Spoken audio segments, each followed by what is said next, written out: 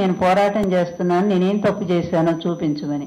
MLA గెలిచెళ్ళి మరీ కూడా enquiry committee వేయమని అడిగాం. దేనికి సమాధానం? ఆరోపణ తప్ప ఒక్కటి కూడా నిరూపణ లేనటువంటి పరిపాలన ఇతని నీతి, అది దరిద్రపు నీతి. అదేవిధంగా ఈ కుటుంబాన్ని ఆ రోజు కూడా లక్ష్మీపార్వతిని బూచిగా చూపించి ఆమె ముఖ్యమంత్రి అయిపోతుంది, మనందరం రోడ్డు మీద ఉండాల్సి వస్తుందని చెప్పి కుటుంబాన్ని నమ్మించి అందరినీ కూడా వాడుకున్నాడు. ఆ తర్వాత హరికృష్ణ ఎమ్మెల్యే కాకముందేనేమో మంత్రి ఇచ్చాడు, అది అయిపోయిన తర్వాత ఆయన బయటికి గంటేశాడు.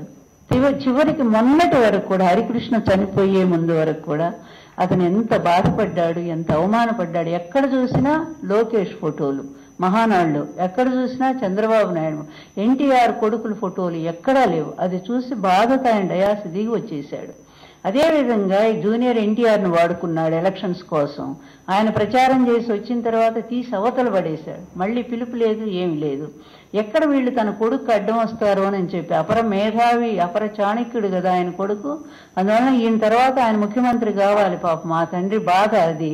ఆయనకేం ఇంతవరకు కాంటే కీ రావటం లేదు. ఎంత నేర్పినా కూడా 10 లక్షలు ట్యూషన్ పెట్టి నేర్పించినా పాపం ఏ భాష వస్తుందో ఎవరికి అర్థం కానటువంటి పరిస్థితి. రాజకీయం సంగతి తర్వాత, మంత్రాంగం యంత్రాంగాలన్నీ తర్వాత ఆలోచిద్దాము. భాషే సరిగా రానటువంటి ఈ వ్యక్తులు ఈ రాష్ట్రాన్ని పరిపాలిస్తారా? అది అట్లా పెడితే ఈ కుటుంబాన్ని, ఎన్టీఆర్ కుటుంబానికి ఎంత అన్యాయం చేశాడో చంద్రబాబు నాయుడు మళ్ళీ మన కూకట్పల్లిలో సుహాసిని ద్వారా మనకు అర్థమైంది. నేను ఆ రోజే చెప్పాను, ఆమె పేరు ఎప్పుడైతే, ఎందుకంటే ఒక అమాయకురాలు, తన కుటుంబానికి పరిమితమైనటువంటి ఒక గృహిణి, తన భర్త, తన బిడ్డ, ఆమె ఏదో గుట్టుగా కాపురం చేసుకున్నటువంటి ఆమెను తీసుకొచ్చి మరి వెంటనే ఇప్పుడు నిజంగా నీ దాంట్లో ఒక సిన్సియారిటీ ఉంటే ఆ కుటుంబానికి మేలు చేయాలని హరికృష్ణకి ఎప్పుడో చేసి ఉండేవాడు.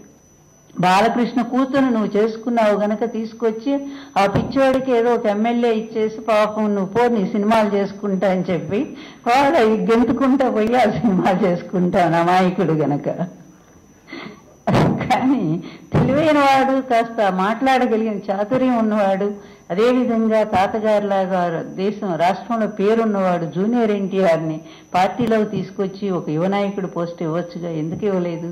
ఇస్తే నీ కొడుకు వెంటనే కంపేర్ చేస్తారు ప్రజలంతా కూడా. ఈ అబ్బాయి తెలివైన వాడు, తాతగారి పోలికలు ఉన్నాయి, ఇతనైతే బాగుంటుంది లీడర్షిప్, అందువల్ల అతని పక్కన ఎలా ఉంటాడు ఇతను చూస్తే వెంటనే కంపేర్ చేస్తాను భయంతో జూనియర్ ఎన్టీఆర్ని అస్సలు నువ్వు తీసుకురాలేదు, పార్టీలో తీసుకురాలేదు.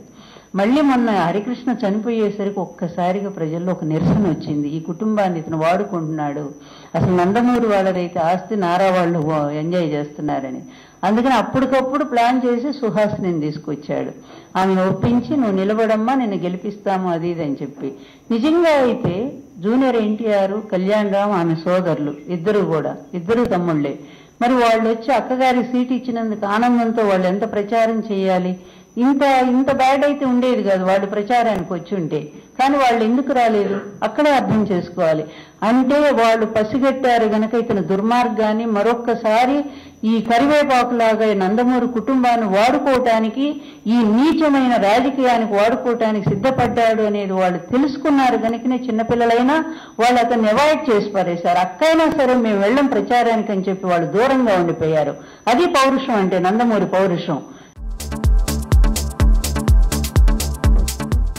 Please subscribe to new waves. ఇలాంటి మరిన్ని మంచి వీడియోలు కావాలని కోరుకుంటున్నారా? అయితే పక్కనే ఉన్న గంట సింబల్ను క్లిక్ చేయండి. అలాగే సబ్స్క్రైబ్ చేయండి.